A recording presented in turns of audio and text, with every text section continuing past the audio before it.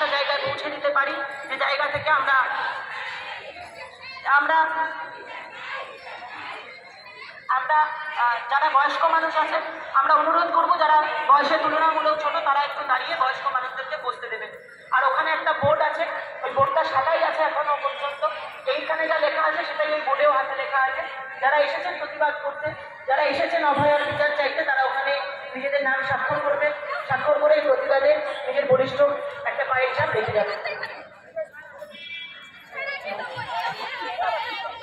আজকে আমাদের এই অবস্থানে যারা যারা আবৃত্তি কিংবা গান করবেন তাদের নামটা আমি একটু বলে দিচ্ছি, তারা একটু কাছাকাছি থাকবেন, তাহলে পরপর ডেকে নেওয়ার সুবিধা হবে।